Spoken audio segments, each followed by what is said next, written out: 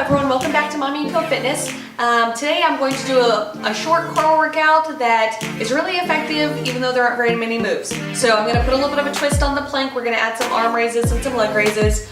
If that's way above your pay grade, then please just stick with the regular plank, build your way up. But if you are feeling brave, then feel free to join me. For those of you who might be expecting like myself though, again, please talk to your doctor before you do anything that's a little bit more intense or exercise at all. So just be careful and make sure that you're really careful and keep safety in mind. All right, so I'm gonna start with some regular planks. I'm on my forearms. You want the weight to be in the middle of your forearm. You wanna keep your back flat and you're gonna be up on your toes. Keep your head in alignment with your spine. But again, I'm gonna add a little bit of extra stuff in there. So I'm gonna start out here and I'm gonna go ahead and lift an arm up and go 1, 2, 3, 4, 5. I'm gonna place the arm back down. I'm gonna pick a leg. 1, 2, 3, 4, 5. If that's too much, then just stay in a regular plank position. 1, 2, 3, 4, 5. Last set. 1, 2, 3, 4, 5. From there, I'm going to switch to a side plank. And stacking my feet, you're going to want to push that hip to the sky because as you get tired, it's going to want to sink, sink, sink. So push it up.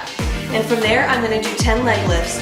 1, 2, 3, 4, 5, 6, 7, 8, 9, and 10. Let me switch to the other side.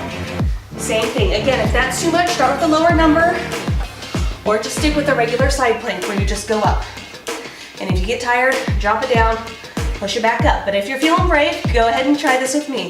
1, 2, 3, 4, 5, 6, 7, 8, 9, and 10. From there, I'm going to focus a little bit on the lower back. Normally, I would like to lay on my stomach and I lift my arms and my legs up, but because I'm pregnant, I don't want to lay on my stomach.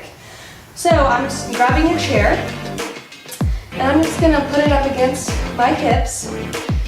I'm not going to do it with a weight or anything, but you could if you wanted, especially if you weren't pregnant and you wanted to add a little bit more intensity.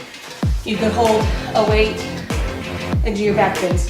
The chair is not really that necessary because I'm not really leaning on it, but I like to use it for guidance and it helps me keep that good form as I bend over. So be careful not to lock your knees out. Feet are about shoulder width apart. I'm going to cross my arms in my chest, and again, I'm using the chair as a guide. So I'm just going straight up and down. And I like to do enough to where I kind of start feeling a little bit of fatigue in that lower back, but you don't want to overdo it because lower back problems is not what you want. But we do want to strengthen those lower back problems to help keep you from injury. So when my muscles start feeling a little bit tired, I like to do a few more. And with my belly being this big, I feel tired a lot faster. All right, I'm going to go ahead and do 5 more. 1, 2, keep that head in alignment with your spine. 3, 4, and 5. Again, I'm doing just enough to where I'm feeling a little bit of fatigue in those muscles. They're getting a little bit tired, but not to where I'm going to make them singe up or anything like that. So be really careful, and you do not want to, even if you decide to use some weight, make sure you don't use a lot of weight because that can be really hazardous to your lower back, okay? So be careful with that.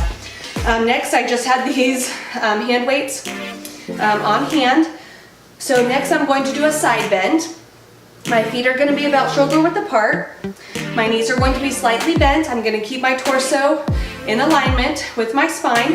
And I'm just going to do a slight bend to the side. I'm not going really far and I'm not doing any weird twist or anything. You want to be careful anytime you're involving that core.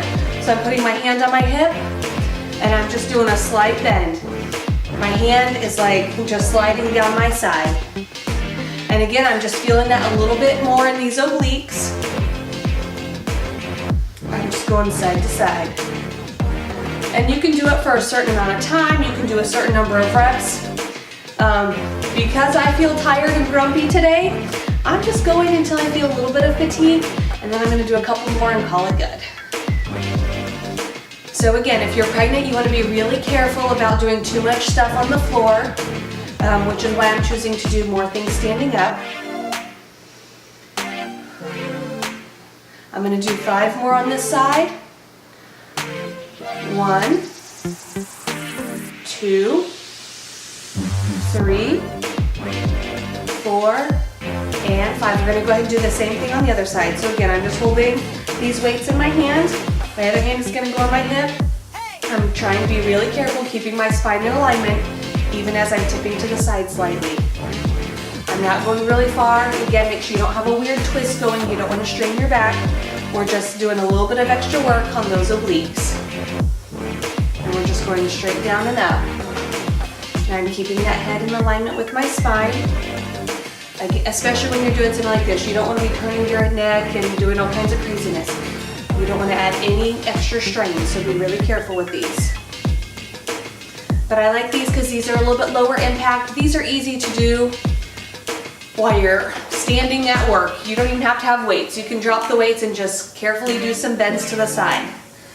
You can literally do these anywhere, no matter what age you are. Again, you can intensify it with more weights or with heavier weights and things like that. But it's a little bit lower impact, but very effective. So I'm just going down and up. A really smooth motion. All right, I'm gonna go ahead and do 5 more.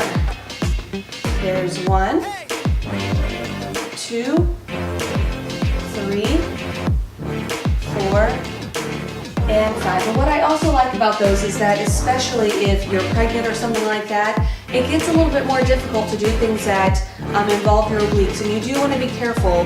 I don't remember the exact name of it, but there is that disease where your ab muscles actually separate when you're pregnant, and so you don't want to necessarily encourage that separation, which is why I like doing something like this that, yeah, puts a little bit more emphasis on those obliques, but it keeps me in that safe range. All right, the last thing I'm going to do, again, I'm going to choose to sit in a chair. You could do these sitting on the ground, but sometimes, again, if you're pregnant or even if you're older or something like that, it's easier to do things sitting in a chair, or even if you have a bad back, sometimes that pressure of the ground is a little too much for that lower back. So doing it in a chair can really relieve some of that pressure. It gives a little bit of a different angle, but again, it's still very effective. So I am going to hold on to my chair for safety, but if you are feeling spry, you could always do your hands in the air as well and challenge your core a little bit more. But I'm gonna go ahead and hold on to my chair today.